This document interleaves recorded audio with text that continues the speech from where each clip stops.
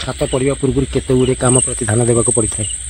प्रथम इटा जोड़ गोटे लेवल रखा उचित। पट्टा सेटिंग कर असुविधा हो ना।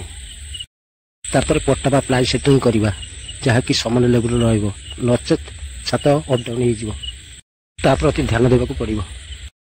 पट्टा उपरे बीम रड प्रथम बांधे। बीम रड बांधि सारापर छात रड बांधे। छात रड 5, 6 कि 6, 7 जहाँ बांधे कहीं क्रैंक पॉइंट को नजर रखिए।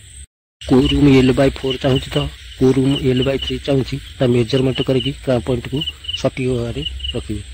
छात ढलई गोड़ी बाली सीमेंट रेशियो भाग बा परिमाण सटीक भाव में रखिए जहाँकि 1, 2.5, 3 हिसाब से रोक।